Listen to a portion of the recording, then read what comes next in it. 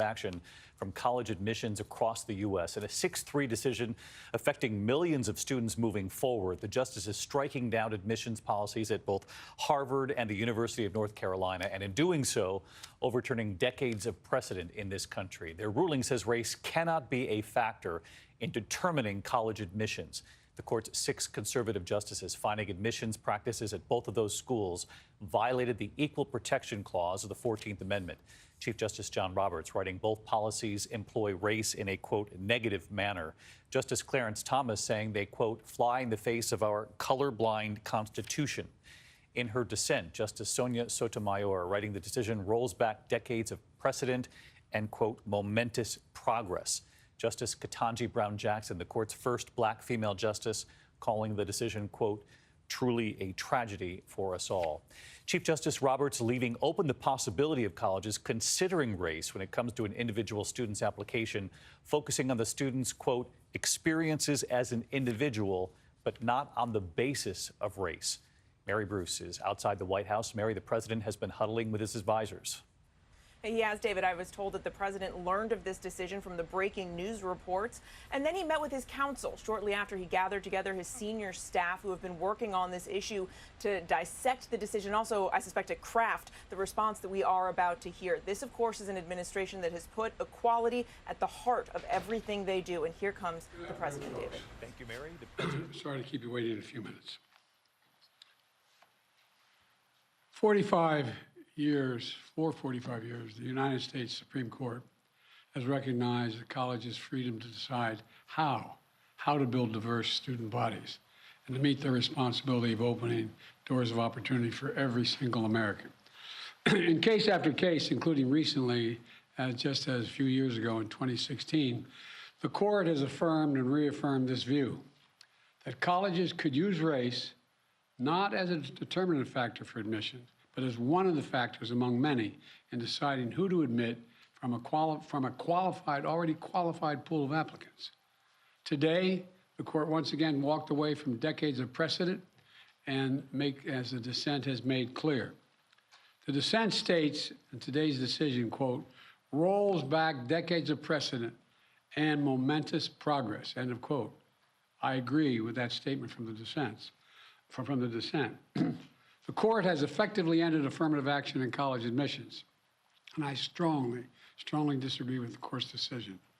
Because affirmative action is so misunderstood, I want to be clear, make sure everybody's clear about what the law has been and what it has not been until today. Many people wrongly believe that affirmative action allows unqualified students to be admitted ahead of qualified students.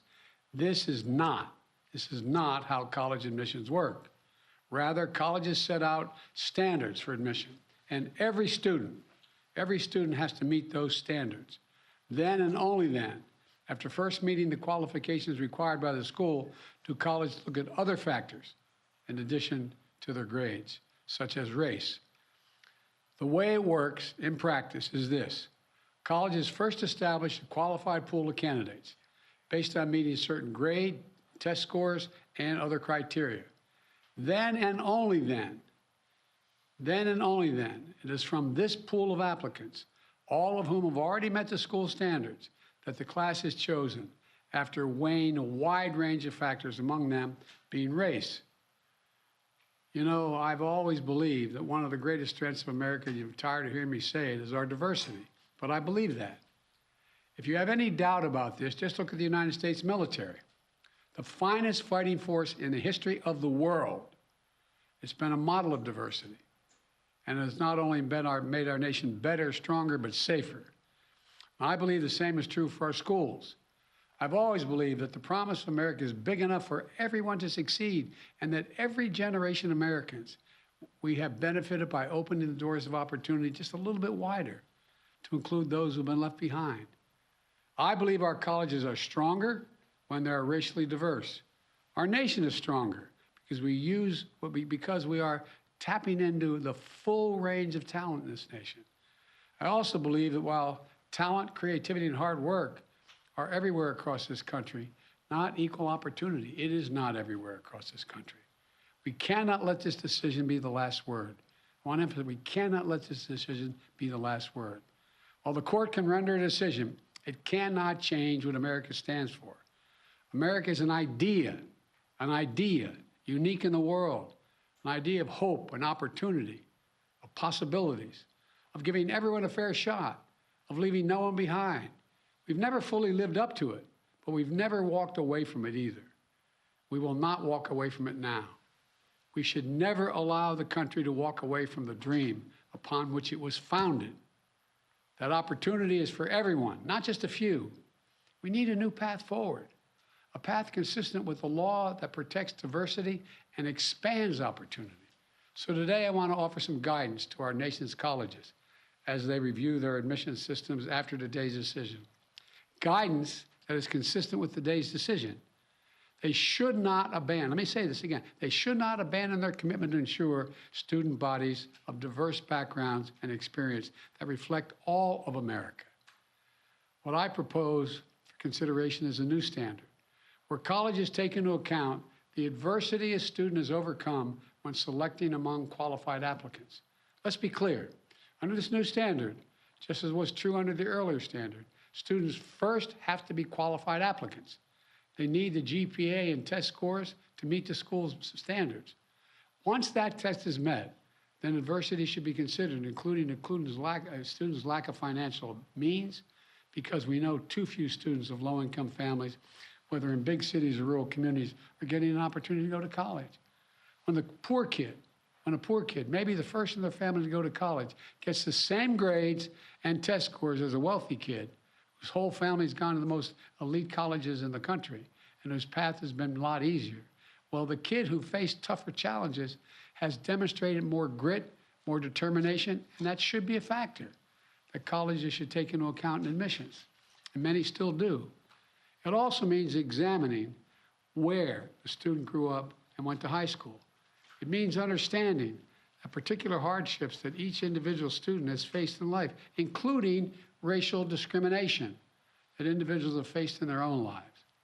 The court says, quote, nothing in this opinion should be construed as prohibiting universities from considering an application's discussion of how race has affected his or her life, but be it through discrimination or inspiration or otherwise, end of quote.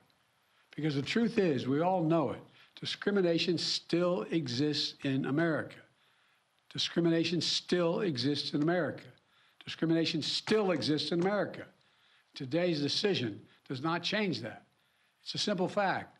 If a student had to overcome adversity on their path to education, the college should recognize and value that. Our nation's colleges and universities should be engines of expanding opportunity through upward mobility. But today, too often, that's not the case. The statistics, one statistic, students from the top 1% of family incomes in America are 77 times more likely to get into elite college than one from the bottom 20% of family incomes. 77% greater opportunity. Today, for too many schools, the only people who benefit from the system are the wealthy and the well-connected. The odds have been stacked against working people for much too long. We need a higher education system that works for everyone, from Appalachia to Atlanta and to far beyond. We can and must do better, and we will.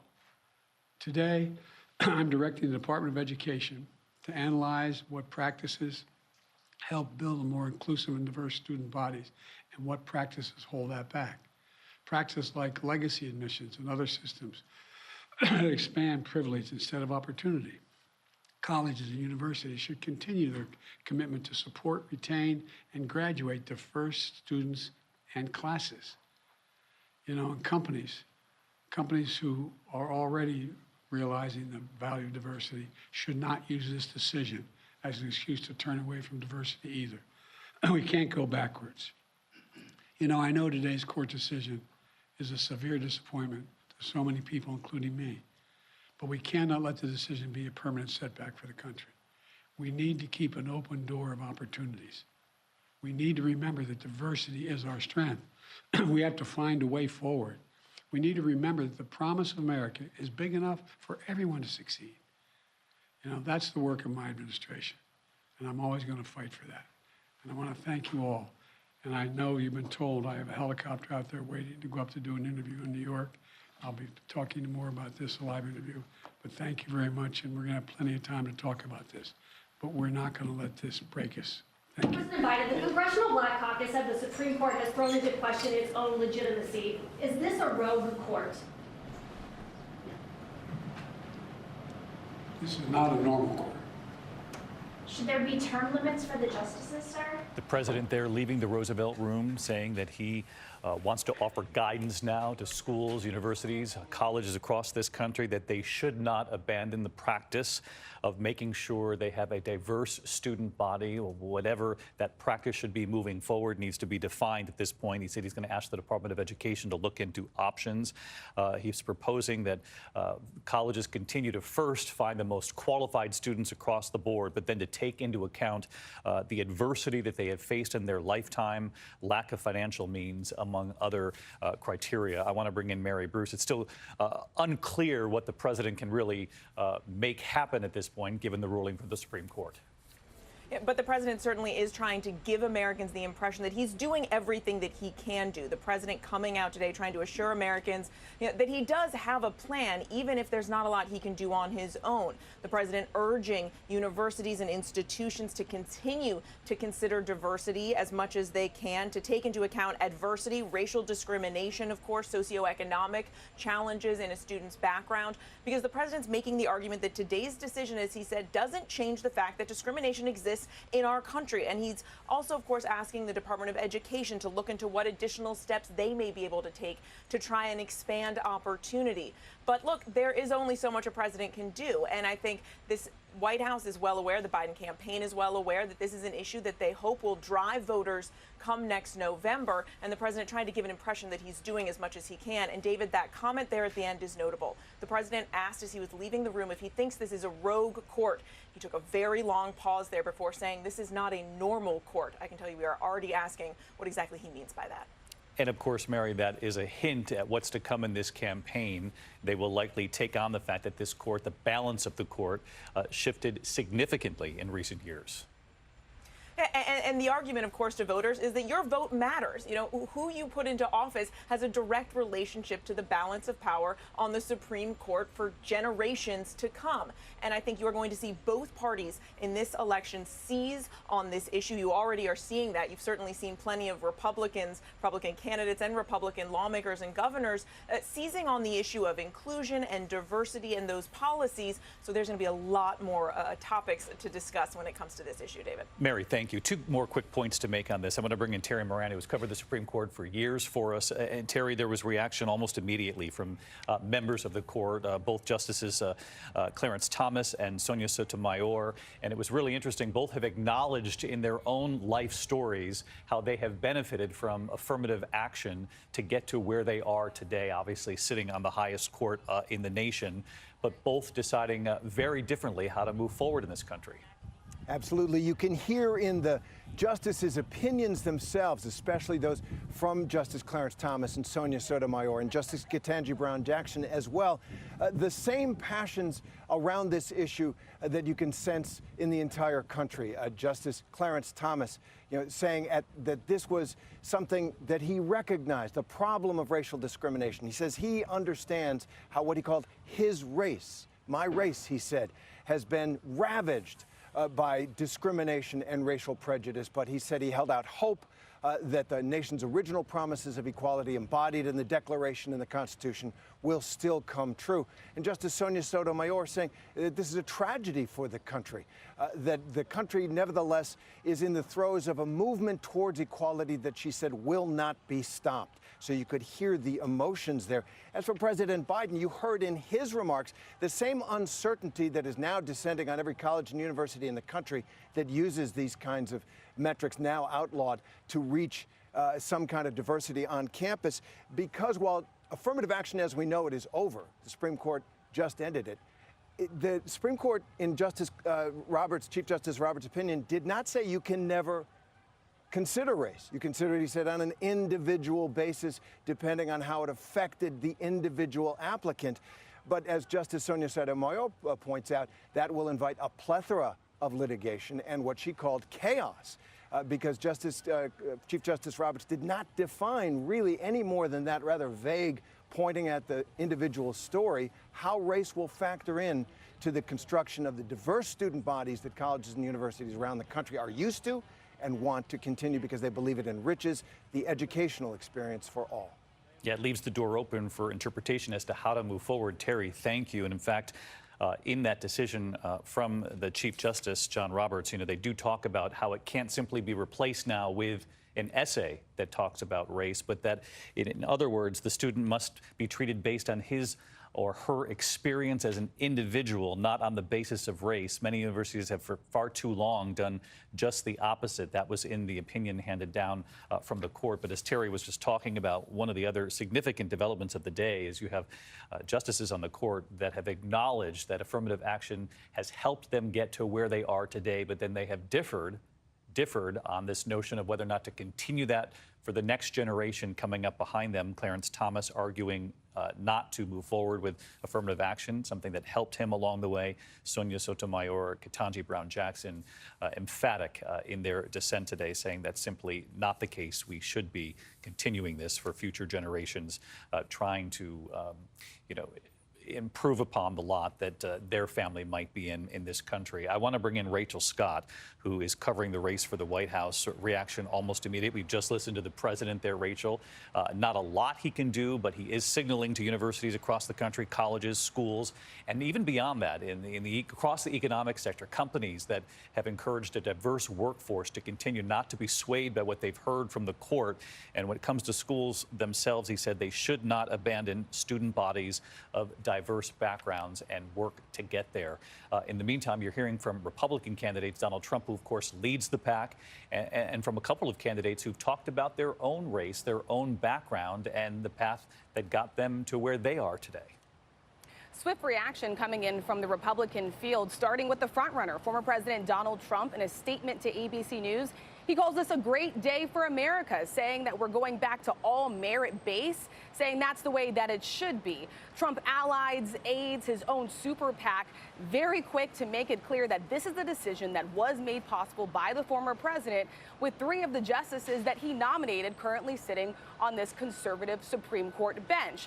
And that praise is being echoed up and down the Republican primary field, even with candidates, as you mentioned, David, that have made their own diversity, their own personal stories, a central part of their campaign. Former UN Ambassador Nikki Haley introduced herself to the nation as a child of immigrants. She goes on to say in a statement that this decision will help every student, regardless of background, reach the American dream. And Senator Tim Scott of South Carolina, who often talks about his own rise from poverty, calling this good news, saying that it should be celebrated across the nation, David. And bottom line, quick question there as we wrap up here, Rachel. You pointed out that Donald Trump's super PAC, obviously the group supporting him, one of many supporting his run for the presidency again, saying this directly points to who Donald Trump chose when he was president to serve on the nation's highest court. And you heard from President Biden and from Mary Bruce reporting on the Biden campaign that these are going to be the dueling arguments. So look what Donald Trump was able to appoint to the court. It has shifted the court significantly. And now President Biden, as he runs for re-election, will argue your vote matters given what we're looking at the Supreme Court. David, while there is not much divide within the Republican Party, you can certainly expect this issue to be front and center as we move into the general election, when you have President Biden expressing disappointment with today's decision, even calling out the Supreme Court there on his way out of that room. And you have former President Donald Trump and many of his allies taking credit, pointing to his strength and his decisions to nominate these conservative justices on the bench that has certainly shaped the Supreme Court for decades to come, David. Rachel Scott continuing with our live coverage here of this momentous decision from the Supreme Court today. Rachel, thank you. Our coverage will continue all day long. ABC News Live, abcnews.com. And of course, I'll be back with the entire team for World News Tonight. I'm David Muir.